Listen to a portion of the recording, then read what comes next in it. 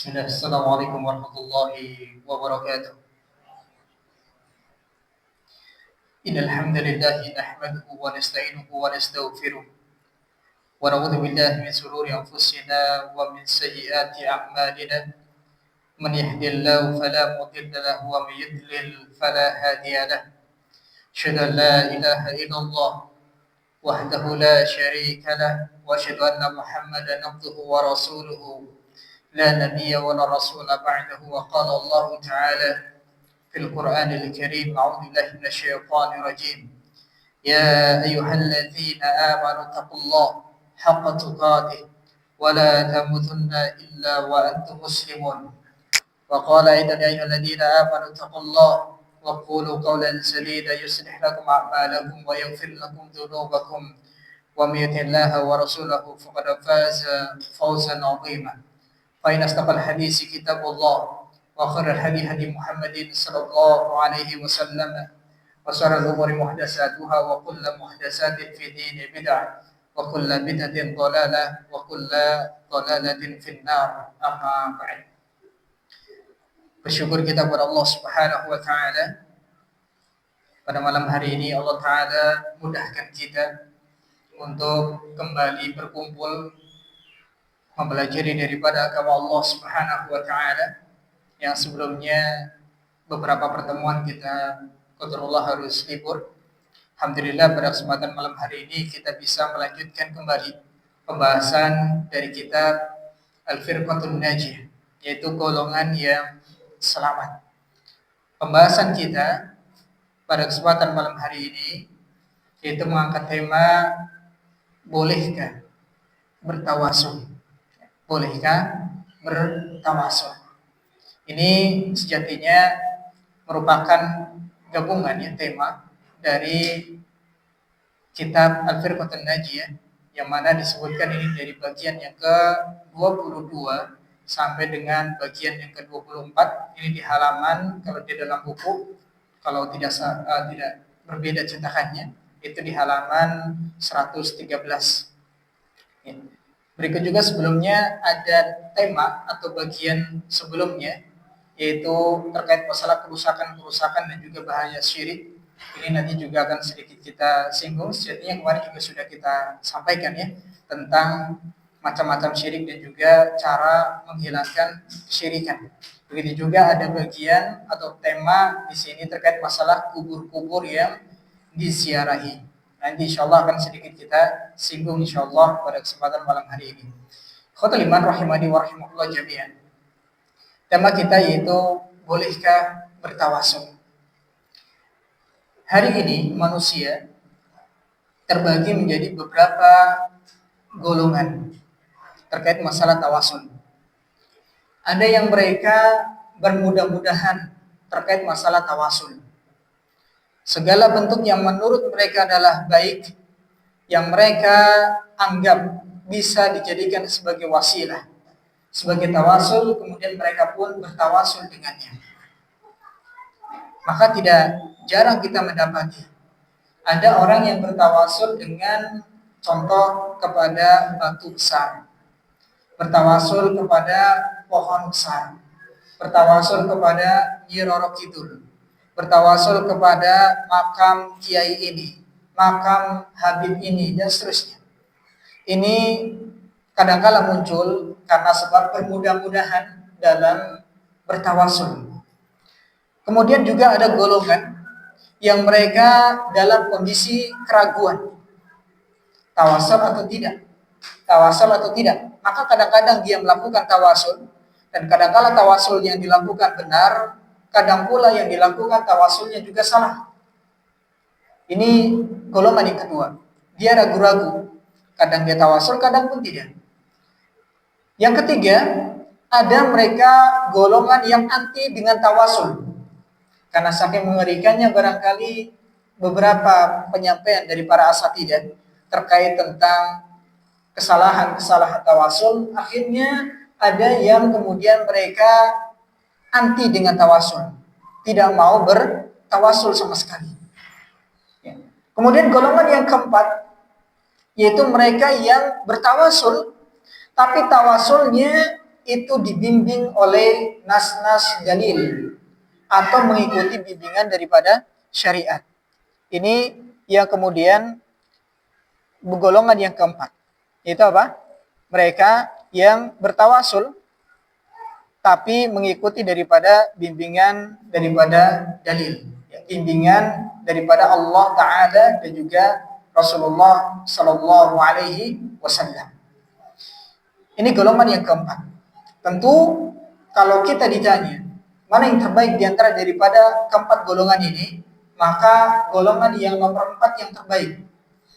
Dia bertawasul, tapi bertawasulnya itu mengikuti bagaimana aturan tata cara yang kemudian diajarkan oleh Allah Subhanahu wa taala dan Rasulullah sallallahu alaihi wasallam.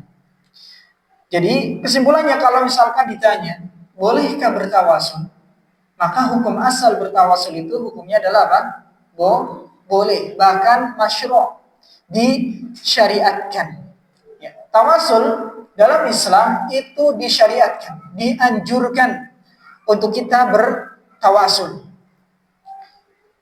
Itu hukum asalnya. Adapun ketika misalkan tawasul itu kemudian berkembang tidak sesuai dengan apa yang kemudian disyariatkan oleh Allah Ta'ala dan Rasulnya, maka tawasul yang dilakukan bisa terjatuh ke dalam perkara-perkara baru yang diada-adakan atau bid'ah, atau kemudian terjadi kesyirikan, atau bisa jadi menyebabkan seorang yaitu mengamalkan sebuah amalan kekufuran. Ya. Hukum asal tawasul itu disyariatkan, diperbolehkan, dianjurkan oleh syariat agama Islam. Tapi bisa kemudian berubah. Ya. Hukum daripada tawasul itu tergantung bagaimana tata cara seorang itu kemudian bertawasul. Ya. Baik, ikhwatul iman rahimani wa rahimakumullah jami'an. Perlu kita ketahui terlebih dahulu apa itu tawasul. Sebelum jauh membahas tentang masalah tawasul, ya, kita coba ketahui terlebih dahulu definisi daripada tawasul. Definisi daripada tawasul. Para ulama kita, rahimahullahu ta'ala, ya, menjelaskan tentang definisi daripada tawasul. Ya. Al-Fairuz Abadi, contoh di sini disebutkan oleh beliau di dalam kitab Qamusul Muhit, ya, Darul Kutub Al-Ilmiyah. Beliau mengatakan di dalam kitabnya terkait daripada definisi daripada tawasul. Beliau mengatakan wasala ilallahi tausilan, yaitu ia mengamalkan suatu amalan yang dengannya ia dapat mendekatkan diri kepada Allah. Ini menurut beliau. Tawasul adalah seseorang mengamalkan sebuah amalan. Seseorang mengamalkan sebuah amalan yang dengannya ia dapat mendekatkan diri kepada Allah Subhanahu wa ta'ala. Ini yang dikatakan oleh Al-Fairuz Abadi rahimahullah ta'ala. Ini secara definisi istilah, ya, beliau menyampaikan bahwasanya disebut dengan tawasul yaitu seseorang mengamalkan suatu amalan yang dengannya ia dapat mendekatkan diri kepada Allah Subhanahu wa ta'ala. Kemudian para ulama yang lain ada yang memberikan definisi yang agak sedikit berbeda. Di sini sebutkan contoh Ibnu Abbas radhiyallahu ta'ala anhu ketika beliau menafsirkan daripada firman Allah Subhanahu wa ta'ala yaitu dalam surat Al-Maidah ayat nomor 35. Dalil daripada tawasul yaitu surat apa? Al-Maidah ayat nomor 35. Allah Subhanahu wa ta'ala berfirman, "Ya ayyuhalladzina amanu taqullaha wabtaghu ilaihil wasilah." Wahai orang-orang yang beriman, bertakwalah kepada Allah Subhanahu wa ta'ala dan carilah, wabtaghu, carilah, ilaihi, kepadanya, ya, wasilah, itu apa? Jalan untuk mendekatkan diri kepada Allah Subhanahu wa ta'ala. Ini surat Al-Maidah ayat nomor 35 yang mana ayat ini menjadi dalil utama tentang disyariatkannya daripada bertawasul. Ibnu Abbas radhiyallahu taala anhu, seorang sahabat yang didoakan oleh Rasulullah SAW, itu tentang kefakihan terhadap ilmu agama dan juga kepandaiannya dalam kemudian menafsirkan Al-Quranul Karim. Rasulullah SAW mendoakan beliau, Allahumma faqihu fid din wa 'allimhu ta'wil. Ya Allah, fakihkanlah dia dalam urusan ilmu agama dan ajarkanlah kepadanya takwil. Takwil yang dimaksudkan di sini adalah apa? Bisa menafsirkan Al-Quranul Karim, memahami ayat-ayat Al-Quranul Karim. Itu doa langsung Rasulullah SAW untuk Ibnu Abbas radhiyallahu ta'ala anhu. Beliau mengatakan makna wasilah, ya, al-wasilah di dalam Al-Maidah ayat nomor 35, beliau mengatakan yaitu apa? Peribadahan yang dapat mendekatkan diri kepada Allah Subhanahu wa taala. Segala macam bentuk ibadah yang bisa mendekatkan diri kepada Allah Subhanahu wa taala. Itu disebut dengan wasilah. Ini menegaskan apa yang tadi disampaikan oleh Al-Fairuz Abadi dalam kitab beliau tentang definisi daripada tawasul. Ibnu Abbas menambahkan yang dimaksud dengan wasilah di dalam ayat ini adalah apa? Segala peribadahan yang dapat mendekatkan diri kepada Allah. Segala bentuk ibadah yang dapat mendekatkan diri kepada Allah Subhanahu wa taala itu disebut sebagai apa? Wasilah. Ya, wasilah. Atau yang kita sering kenal dengan apa? Tawasul. Yang kita sering kenal dengan tawasul. Baik. Sedangkan secara bahasa, sebagian ulama kita menyebutkan tentang definisi daripada al-wasilah secara bahasa, yaitu adalah segala hal yang dapat menggapai sesuatu atau dapat mendekatkan kepada sesuatu. Segala hal yang dapat menggapai sesuatu atau dapat mendekatkan kepada sesuatu hal. Itu namanya apa? Wasilah. Kalau kita sering sebut wasilah, itu artinya apa? Perantara. Dan ini sudah jadi bahasa Indonesia ya. Wasilah. Wasilah itu artinya apa? Perantara. Saya menjadi wasilah dari misalkan sahibul kurban untuk berkurban di sini. Artinya menjadi perantara dari sahibul kurban. Saya menjadi wasilah dari ustadz untuk menyampaikan ini dan seterusnya. Itu wasilah. Dan artinya sama, itu apa? Menggapai sesuatu atau mendekatkan kepada sesuatu. Itu disebut dengan wasilah atau kita sering sebut dengan apa? Perantara. Baik, khotul iman rahimani wa rahimakumullah jami'an.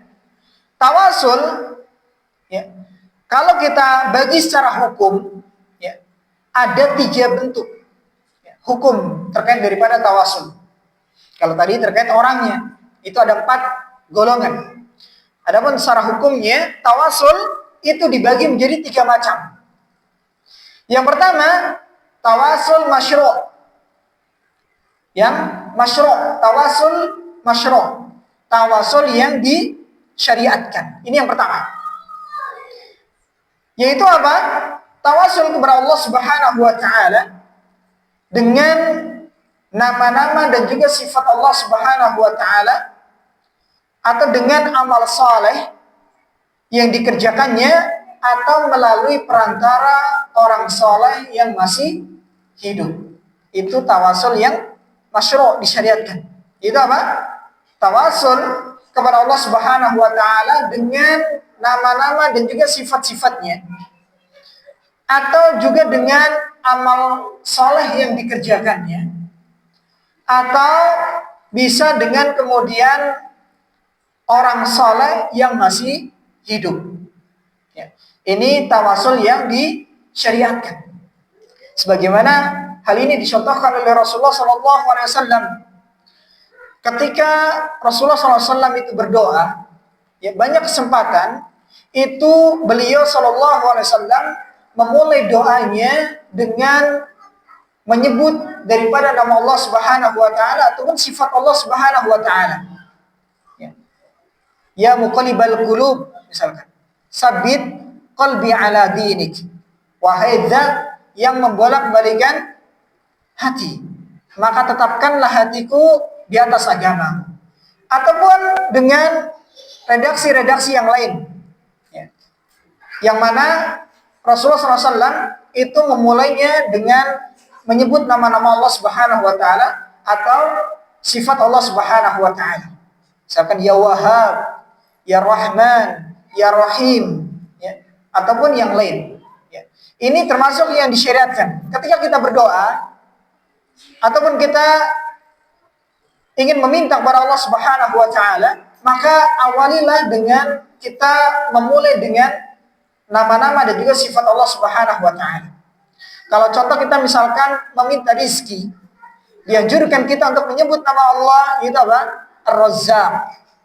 Karena Allah Subhanahu Wa Taala adalah Zat yang Maha Pemberi rizki. Kalau kita ingin meminta ampunan kepada Allah Subhanahu Wa Taala, kita menyebut nama Allah itu apa? Al-Ghafur. Ya, itu apa? Zat yang Maha Pengampun atau At-Tawwab, Zat yang Maha Penerima taubat. Atau ketika misalkan ingin mendapatkan keturunan misalkan, maka bisa kita menyebut nama Allah itu apa? Al-Wahhab, Zat yang memberikan karunia. Ya. Ataupun kemudian ketika kita ingin mendapatkan kasih sayang Allah Subhanahu Wa Taala, maka kita menyebut apa? Ya Rahman. Kita ingin doa kita didengar oleh Allah Ta'ala, kita menyebut apa? Ya Sami', Ya Basir, dan seterusnya. Nah, ini salah satu kemudian hal yang dianjurkan untuk kemudian kita lakukan ketika kita ingin mendekatkan diri kepada Allah Subhanahu Wa Ta'ala, yaitu dengan cara menyebut nama-nama dan juga sifat Allah Subhanahu Wa Ta'ala. Kemudian juga contoh dengan amal soleh. Hal ini contoh yang dilakukan oleh para ashabul kahfi, para pemuda yang kokoh keimanannya, yang kuat tauhidnya, yang berusaha menyelamatkan diri dari kesyirikan kaumnya. Kemudian mereka bersembunyi di sebuah gua, dan ternyata Allah Subhanahu Wa Taala dengan kuasanya, Allah Taala jadikan mereka tertidur, dan Allah tutup pintu guanya sampai sekian tahun lamanya. Ketika terbangun, didapatilah ternyata pintu guanya sudah tertutup. Akhirnya mereka para pemuda yang kokoh tauhidnya, mereka bertawasul kepada Allah Subhanahu Wa Taala dengan amal soleh mereka. Ya. Dengan amal soleh mereka, ada yang menyebutkan bahwasanya seorang itu dia mempunyai seorang ibu, kemudian dia berbakti kepadanya. Ada yang kemudian dirinya itu sangat menyukai seorang wanita. Ketika tiba suatu kesempatan, dia bisa melampiaskan syahwatnya untuk menyetubuhi wanita tersebut karena satu ucapan dari wanita tersebut, ittaqillah, bertakwalah kepada Allah. Kemudian dia ketakutan karena takut kepada Allah Subhanahu Wa Taala, dan seterusnya. Mereka berwasilah, bertawasul dengan amal soleh mereka, yang akhirnya kemudian Allah Ta'ala bukakan pintu gua bagi mereka. Dan hal ini kemudian yang dilakukan juga oleh para salaf terdahulu, para generasi-generasi terbaik terdahulu. Mereka seringkali kemudian bertawasul dengan amal saleh yang mereka lakukan. Contoh misalkan ada yang bersedekah, ada yang bersedekah, kemudian dia bertawasul dengan sedekahnya. Dia mengatakan, Ya Allah, saya telah bersedekah memberikan harta yang terbaik bagi saya yang saya miliki, saya berikan kepada orang lain yang membutuhkan. Dan kalau sekiranya itu ikhlas, hanya kemudian mengharapkan ridhomu ya Allah, maka berikanlah kemudahan bagi hamba. Maka Allah Subhanahu Wa Taala akan berikan kemudahan baginya. Tapi kalau kita berkaca kepada kisah Ashabul Kahfi, ternyata yang melatar belakangi kemudian pintu gua itu bisa terbuka bukan hanya semata-mata karena tawasul yang mereka lakukan, tapi karena lurusnya keimanan mereka, lurusnya ketauhidan mereka. Saya tadi sampaikan, Ashabul Kahfi itu masuk ke dalam gua itu bukan iseng, bukan main-main. Tapi apa yang mereka lakukan? Mereka masuk ke dalam gua karena mereka ingin terhindar dari kesyirikan-kesyirikan yang dilakukan oleh kaumnya. Mereka ingin mempertahankan tauhid mereka, mempertahankan keimanan mereka. Akhirnya mereka masuk ke dalam gua menyendiri. Ya, mereka sekelompok orang saja. Akhirnya kemudian Allah Ta'ala tunjukkan daripada kuasanya. Jadi untuk mendapatkan kebaikan yang kita kemudian mohonkan kepada Allah Subhanahu wa taala dengan tawasul kita, itu juga harus diiringi dengan apa? Tauhid yang benar. Kalau seorang tauhidnya bermasalah, hobinya berbuat kesyirikan, suatu ketika berbuat kemudian kebaikan, kemudian dirinya mengharap kepada Allah Subhanahu wa taala untuk diberikan sebuah kebaikan-kebaikan, maka ini sangat sulit untuk kemudian terkabul doanya. Meskipun dia telah bertawasul dengan amal soleh. Karena sebabnya apa? Dirinya itu berbuat kesyirikan. Atau bisa juga menjadi penghalang terkabulnya doa seseorang, yaitu ketika seorang tersebut memenuhi daripada perutnya itu dengan hasil yang diharamkan oleh Allah Subhanahu wa taala. Sebagaimana ini disebutkan oleh Rasulullah SAW, ada seorang yang melakukan sebuah perjalanan yang jauh, safar, dan safar adalah salah satu sebab dikabulkannya doa. Kemudian acak-acakan sampai bajunya pun comong-camping karena saking beratnya perjalanan. Yamuddu yadahu ila sama, dia menengadahkan tangannya ke langit. Kemudian berdoa, ya Rabb, wahai Rabbku, saya meminta ini, meminta itu, dan seterusnya. Tapi kata Rasulullah SAW, mat'amuhu haram, makanannya itu berasal dari yang haram. Masyrabuhu haram, minumannya pun itu berasal dari yang haram. Wa malbasuhu haram, bahkan pakaiannya pun itu berasal dari sesuatu yang diharamkan. Fa'ana yustajabulah, bagaimana mungkin doanya itu akan dikabulkan? Meskipun dia telah berwasilah dengan cara dia bersafar, salah satu wasilah yang dilakukan adalah apa? Dia bersafar. Safar itu amal saleh yang termasuk kebaikan, yang mana di sana doa akan dikabulkan oleh Allah Ta'ala. Tapi ternyata sebab dirinya itu memakan harta haram, meminum dari harta yang haram, memakai pakaian itu pun dibeli dengan cara yang haram, maka kemudian doanya pun tidak dikabulkan oleh Allah Subhanahu wa taala meskipun dia telah bertawasul. Tapi karena tawasulnya itu tidak diiringi dengan kesolehannya, yaitu dengan menjaga diri dari sesuatu yang diharamkan oleh Allah Subhanahu wa taala, maka tidak diterima daripada tawasulnya. Maka perlu diperhatikan di sini. Ada tawasul yang masuk. Contoh di sini adalah dengan mengerjakan amal saleh. Kemudian tawasul dengan doa orang saleh yang masih hidup. Ini juga masyru', diperbolehkan, dianjurkan. Sebagaimana contoh yang dilakukan oleh Abu Hurairah radhiyallahu ta'ala anhu. Abu Hurairah seorang sahabat yang dikenal dengan keilmuannya. Beliau peringkat pertama sahabat terbanyak meriwayatkan hadis Rasulullah SAW. Begitu luas daripada ilmunya. Tapi beliau di awal-awal masuk Islam, gitu ya, ternyata ibunya itu belum mau masuk Islam. Ya, di awal-awal beliau masuk Islam, ya, sampai berlalu berapa lama, ibunya ternyata tidak mau masuk Islam, belum mau masuk Islam. Hanya Abu Hurairah sendiri yang masuk Islam. Ibunya belum mau masuk Islam. Akhirnya terus dia berdoa kepada Allah Subhanahu wa taala, ya, meminta agar supaya ibunya itu diberikan hidayah, mengenal agama Islam, mengenal manisnya keimanan. Tak kunjung kemudian belum dikabulkan oleh Allah Subhanahu wa taala, ya. Keinginan yang kemudian diinginkan oleh Abu Hurairah untuk ibunya itu masuk ke dalam Islam. Akhirnya kemudian Abu Hurairah datang kepada Rasulullah SAW, ya, meminta kepada Rasulullah, doakan ya Rasulullah, ibuku bisa masuk Islam, bisa mendapatkan hidayah manisnya keimanan. Akhirnya pulang dari sana, beliau kemudian mau mengetuk pintu ibunya, rumah ibunya, ternyata mendengar suara gemericik air. Ibunya sedang mandi, yang menandakan beliau telah menjadi seorang mu'allaf. Karena salah satu hal yang mewajibkan mandi itu apa? Ketika menjadi seorang muslim yang tadinya beragama di luar Islam, kemudian masuk Islam, maka diwajibkan mandi. Dan ternyata benar, ya, beliau Abu Hurairah radhiyallahu ta'ala anhu itu menyaksikan bagaimana kemudian keimanan yang kemudian diucapkan oleh ibunya yang mengucapkan dua kalimat syahadat. Ini subhanallah. Jadi ini termasuk hal yang diperbolehkan. Ya. Kalau misalkan kita meminta kepada orang lain untuk mendoakan kita, itu boleh. Makanya sekaligus juga menjawab. Barangkali ada pertanyaan, boleh nggak Ustaz nitip doa untuk orang yang sedang haji atau umroh? Boleh atau tidak? Boleh atau tidak? Boleh. Karena hukum asal seseorang minta orang lain untuk mendoakan dirinya itu adalah apa? Dianjurkan.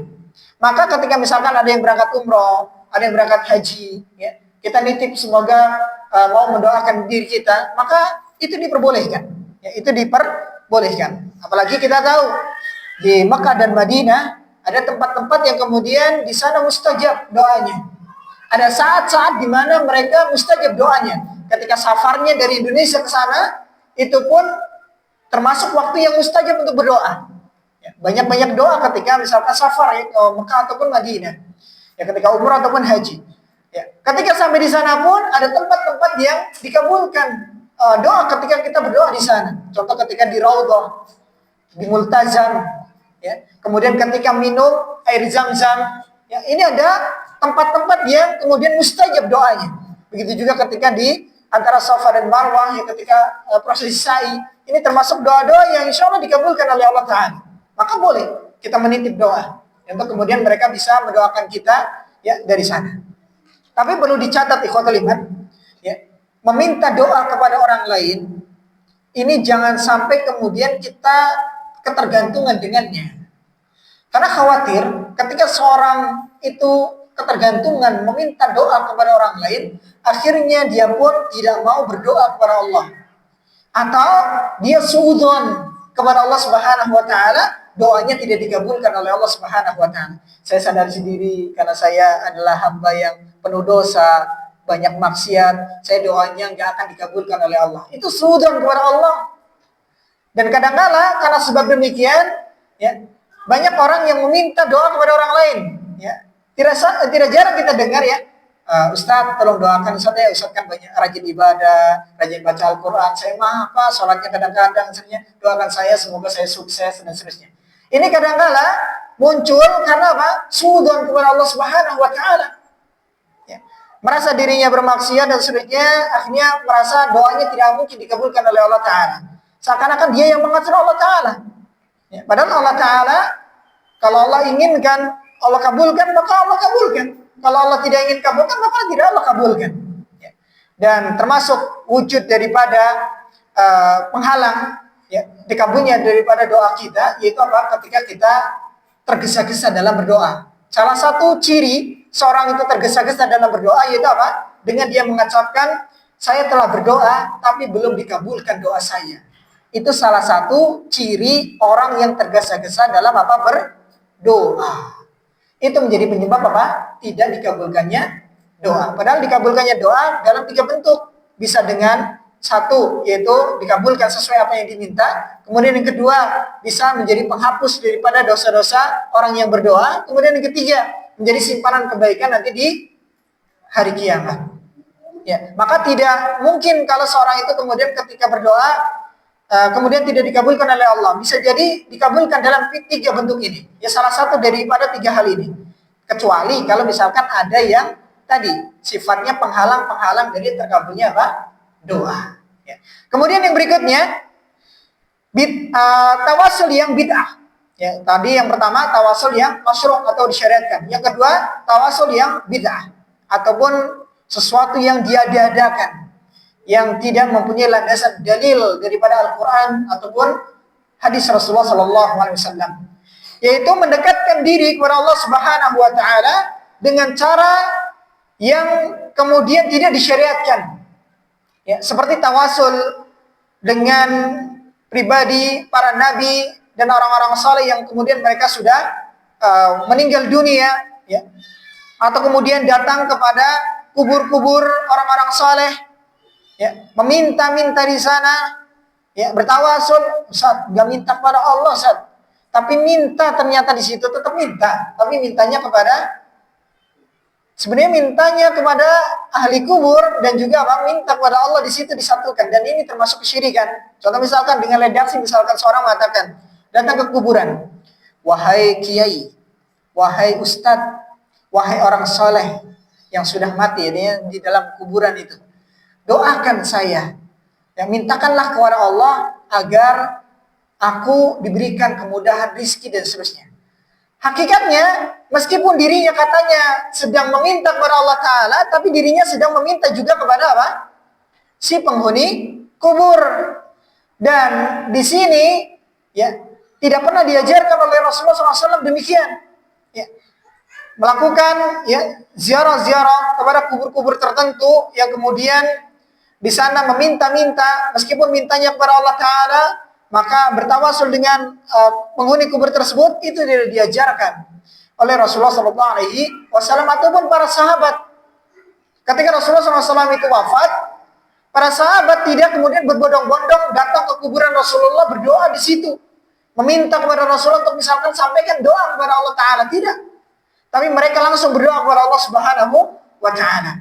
Adapun redaksi hadis, yang ini kadang-kala sering dijadikan sebagai dalil bagi sebagian saudara kaum muslimin yang membolehkannya untuk bertawasul kepada orang yang sudah meninggal dunia, yaitu ada sahabat yang disebutkan di sini adalah Bilal, tapi bukan Bilal bin Rabah, ya. Ada seorang budak di sini, yaitu budaknya Umar bin Khattab radhiyallahu anhu. Disebutkan dalam hadis ini, beliau datang ke kuburan Rasulullah, ya, beliau di situ mengadukan tentang kondisi yang dialami oleh para sahabat ketika itu, yaitu kekeringan di kota Madinah, sekian lama tidak turun hujan.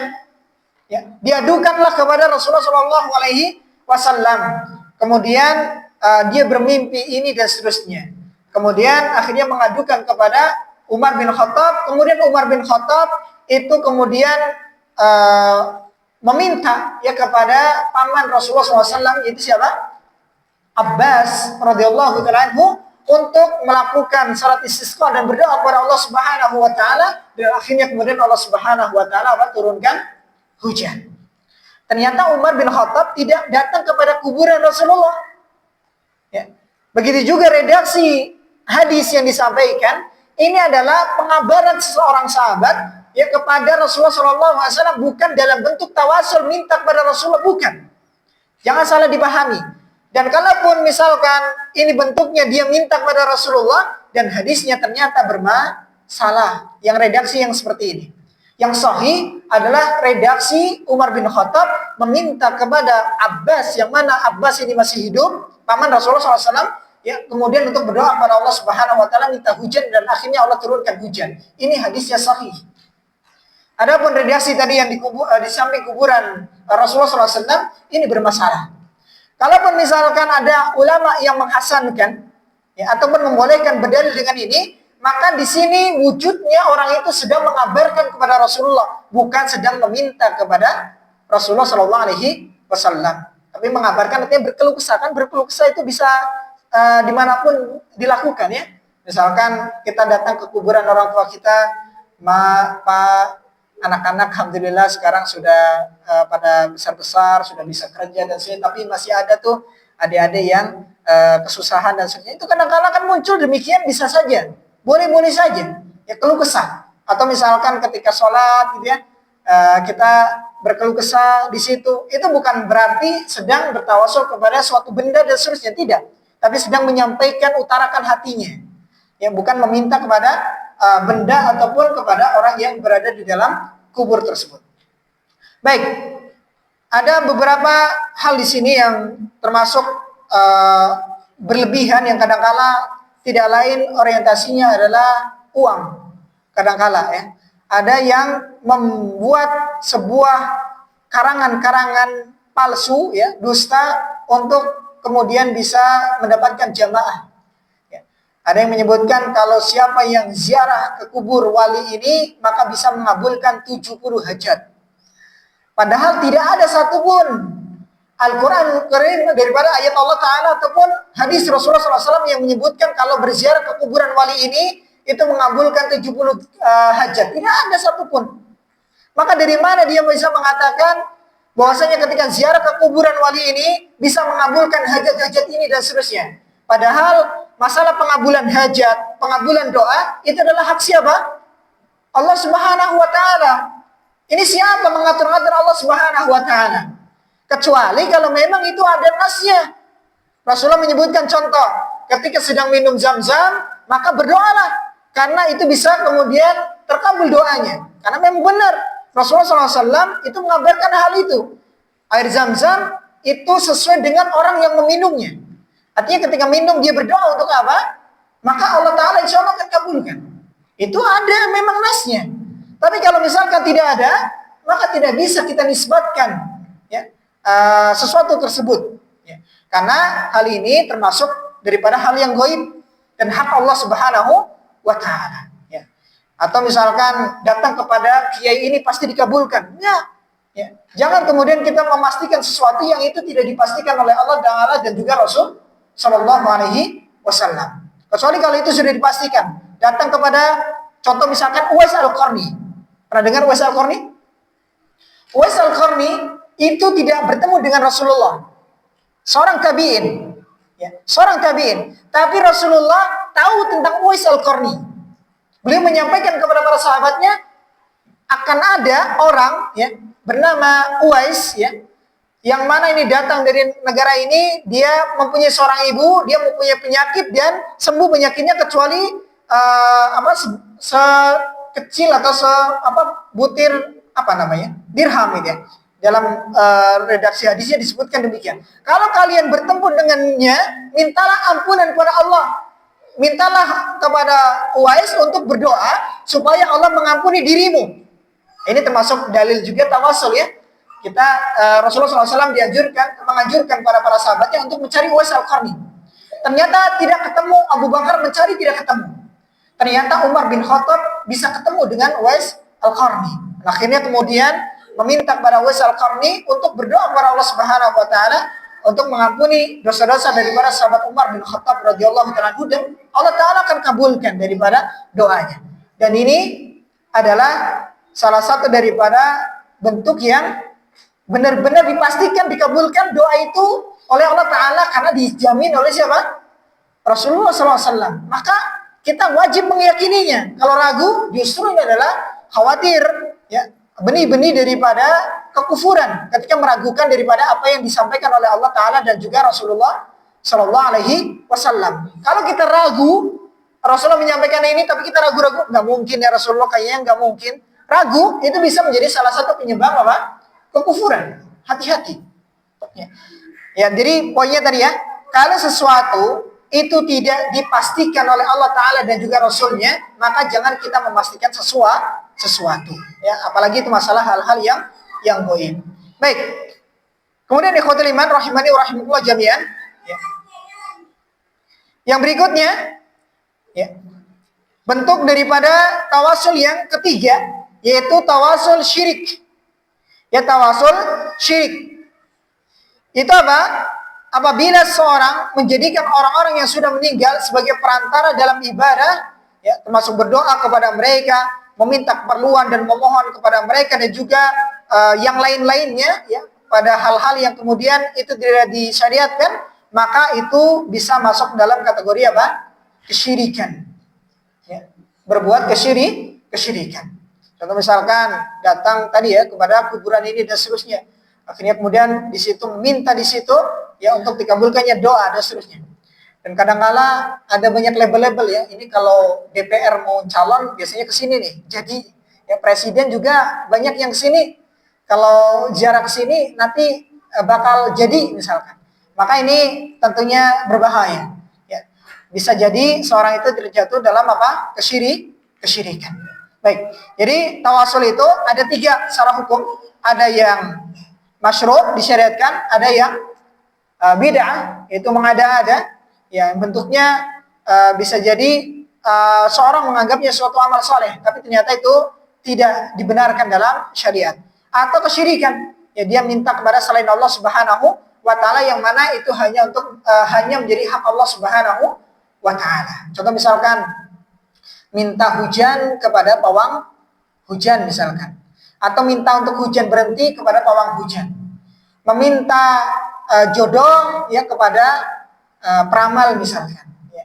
Atau misalkan menentukan nasib ke depan ya, ini bergantung kepada dukun misalkan. Nah, ini termasuk bentuk-bentuk kesyirikan. Ya tawasul tapi yang apa? Syirik. Meskipun orang tersebut misalkan meminta kepada Allah, ya Allah, ya tunjukkanlah kepada hamba untuk ini dan seterusnya. Ini kalau misalkan bentuknya atau misalkan caranya itu kadang-kala dibalut dengan ada ritual-ritual khusus dan seterusnya, misalkan nabu-nabu barang tertentu, ya ada kemudian bakar-bakar tertentu, maka ini bisa masuk dalam kategori apa? Kesyirikan. Ya. Baik. Para ulama di sini contoh di dalam kitab Al-Firqatun Najiyah ini disebutkan tentang beberapa tawasul yang disyariatkan. Ya. Pertama, tawasul dengan keimanan. Tawasul dengan apa? Keimanan. Ini termasuk disyariatkan. Sebagaimana ini disebutkan dalam surah Al-Imran ayat nomor 193. Allah Ta'ala berfirman, Rabbana innana sami'na munadiya yunadi lil imani an aminu bi rabbikum fa'amanna. Rabbana faghfir lana. Ya, dunubana wa kafir anna sayyi'atina wa tawaffana ma'al abrar. Ya Tuhan kami, sesungguhnya kami mendengar seruan yang menyeru kepada iman. Artinya kami beriman. Berimanlah kepada kamu kepada Tuhanmu, maka kami pun beriman. Ya Tuhan kami, ampunilah bagi kami dosa-dosa kami. Jadi kalau kami sudah beriman, maka ampunilah dosa-dosa kami. Ini jadi mereka ya di sini dalam surat Al-Imran ayat 193 ini bertawasul dengan apa? Keimanan. Ya, setelah bertawasul dengan keimanan meminta apa? Ampunan Allah Subhanahu wa taala. Kemudian yang berikutnya contoh tawasul yang disyariatkan yaitu tawasul dengan mentauhidkan Allah. Tawasul dengan mentauhidkan Allah. Dalilnya adalah surah Al-Anbiya ayat nomor 87 sampai 88. Al-Anbiya 87 sampai 88. Allah Ta'ala berfirman, "Fanada fid dhulumati an la ilaha illa anta subhanak." Ini tentang Nabi siapa? Yang ditelan oleh paus? Nabi Yunus alaihissalam.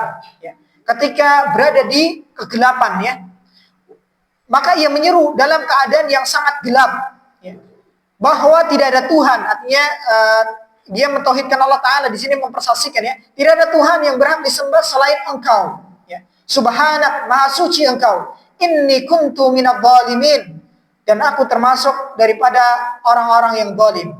Ini termasuk bentuk doa bagus adalah apa? Menyebutkan kelemahan diri, yang menyebutkan dosa-dosa yang dilakukan oleh kita. Itu termasuk bentuk salah satu cara untuk kita mendapatkan ampunan Allah Ta'ala, ya, ataupun dikabulkannya doa. Jangan kita menyombongkan diri kepada Allah Subhanahu wa Ta'ala, ya. Tapi apa? Dengan cara apa? Merendah. Di sini menyebutkan, sungguh aku adalah termasuk orang-orang yang zalim, maka kami telah memperkenankan doanya di sini, ya. Fastajabna lahu, kami kabulkan doanya. Wa najjainahu minal gham, dan kami menyelamatkannya dari kedukaan. Ya, wa kadzalika nunjil mu'minin, dan begitulah kami menyelamatkan orang-orang yang beriman. Di sini Nabi Yunus bertawasul pertama menyebutkan tentang apa? Keesaan Allah Subhanahu wa Ta'ala. Ya. Makanya salah satu doa yang dianjurkan oleh Rasulullah SAW, kita diawali dengan membaca apa? La ilaha illallah, ya, atau misalkan la ilaha illa anta dan seterusnya. Ini kalau contoh dalam zikir pagi petang ini banyak, ya, redaksinya. Redaksinya apa? Mentauhidkan Allah Ta'ala dulu, kemudian baru menyebutkan apa yang diinginkan. Ya, contohnya adalah ampunan Allah Subhanahu wa Ta'ala. Sedikit kita rangkum tawasul yang disyariatkan tadi itu apa? Bertawasul dengan nama-nama dan sifat Allah Subhanahu wa Ta'ala, kemudian tawasul dengan apa? Amal saleh, kemudian yang ketiga tawasul dengan doa orang yang masih hidup, ya, doa orang saleh yang masih hidup. Kemudian tadi ditambahkan itu apa? Tawasul dengan keimanan. Kemudian yang kelima itu apa? Tawasul dengan ketauhidan, yaitu mengesahkan Allah Subhanahu wa Ta'ala. Kemudian ada yang menambahkan, ya, beliau menambahkan di dalam kitab Al-Firqatun Najiyah ini, yaitu tawasul dengan meninggalkan maksiat. Tawasul dengan meninggalkan maksiat. Ya, kalau misalkan kita meninggalkan suatu maksiat, kita bertawasul dengannya itu boleh.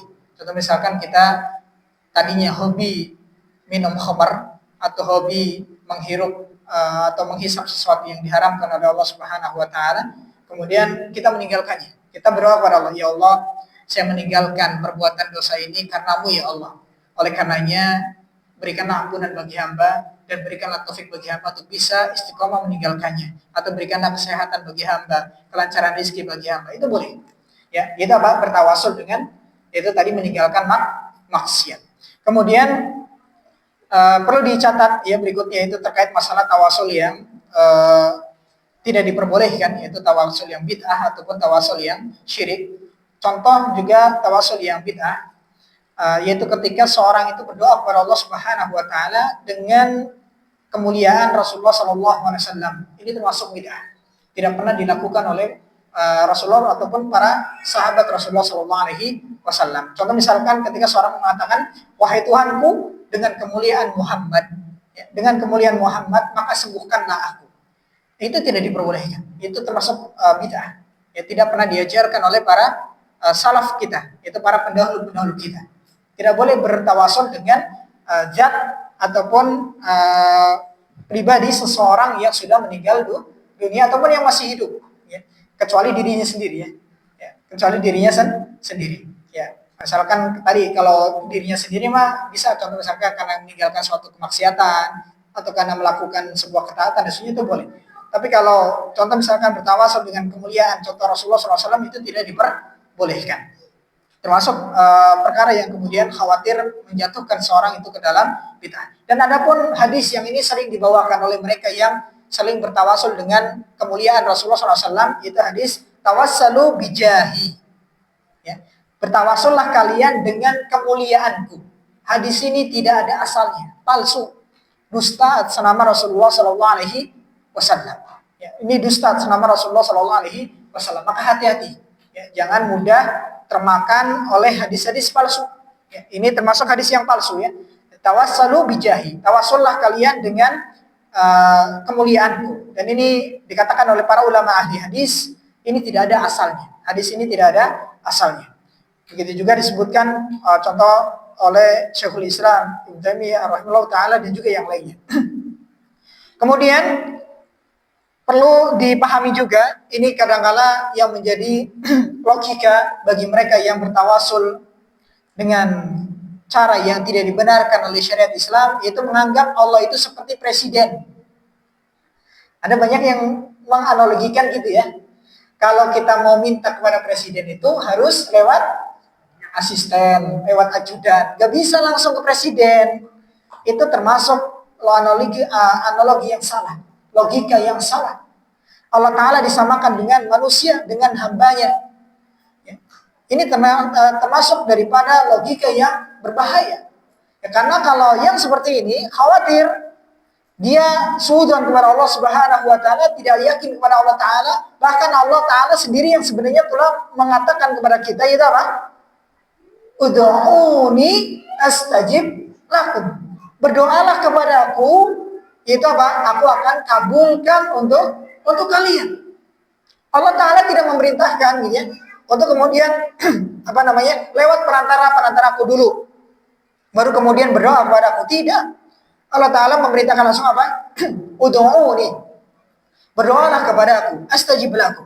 Maka aku akan kabulkan untuk kalian. Jadi analogi seorang yang mengatakan Allah itu seperti presiden. Jadi kalau misalkan mau minta kepada Allah, ya lewat ajudan-ajudannya dulu. Minta kepada malaikat, yang minta kepada nabi, minta kepada orang-orang saleh untuk menyampaikan kepada Allah. Ini tidak dibenarkan. Ini tidak dibenarkan. Dan ini adalah suatu pemikiran yang menyimpang, yang mana ini tidak pernah dilakukan oleh para generasi-generasi terbaik kita. Mereka berdoa langsung kepada Allah Subhanahu wa taala. Bahkan saya pernah sampaikan di sini, Aisyah radhiyallahu taala pernah menyampaikan para sahabat itu dalam masalah minta tali sendal saja, minta garam saja, itu langsung minta kepada siapa? Allah Subhanahu wa taala. Ya Allah, tali sendal saya putus, ya Allah. Berikan saya sendal. Berikan saya tali sendal. Ya Allah, garam saya habis. Minta kepada Allah Ta'ala. Itu yang dilakukan oleh mereka para generasi terdahulu. Dan ketika seorang itu senantiasa kemudian terus ya bergantung kepada Allah Ta'ala dan mengutamakan tadi berdoa langsung kepada Allah Ta'ala, menunjukkan apa? Keyakinan seorang kepada Allah Ta'ala. Tidak ragu-ragu kepada Allah Subhanahu wa Ta'ala. Khawatir kalau orang yang mengabaikan itu, maka bisa terjatuh ke dalam apa? Suudon kepada Allah Subhanahu wa Ta'ala. Allah nggak mau dengar kalau yang berdoa tidak lewat ini, lewat ini, lewat ini. Itu suudon kepada Allah. Padahal Allah Ta'ala sendiri yang menyampaikan apa? Udu'uni astajib lakum. Berdoalah kepadaku, maka aku akan apa? Kabulkan. Dan teruslah kita berdoa kepada Allah Subhanahu wa Ta'ala, merintih dalam hal-hal seremeh apapun itu. Karena Allah semakin suka ketika Allah Ta'ala itu melihat hambanya itu merengek terus kepada Allah Ta'ala. Bahkan Allah murka ketika orang itu tidak mau berdoa kepada Allah Subhanahu wa Ta'ala. Murka kalau misalkan lewat perantara-perantara yang kemudian tidak dibenarkan oleh Allah Subhanahu wa Ta'ala. Ya Allah Ta'ala, Rasulullah SAW menyebutkan, ya, man lam yas'alillah ghadaballahu alaih. Siapa yang tidak meminta kepada Allah, maka Allah murka kepada dirinya.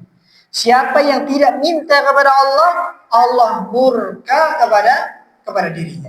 Ya, terus kita meminta kepada Allah Subhanahu wa Ta'ala, Allah Ta'ala akan semakin cinta kepada kita dengan kita berdoa kepada Allah Ta'ala. Beda dengan manusia, semakin lama minta terus, maka akan semakin benci, ya lama-lama kelamaan benci. Tapi kalau Allah Ta'ala tidak, justru semakin sering kita minta kepada Allah, maka Allah semakin cinta kepada kita. Karena menunjukkan diri kita butuh kepada Allah Subhanahu wa Ta'ala. Dan Allah benci kepada orang yang merasa dirinya tidak butuh kepada Allah Subhanahu wa Ta'ala. Wallahu ta'ala a'lam bishawab.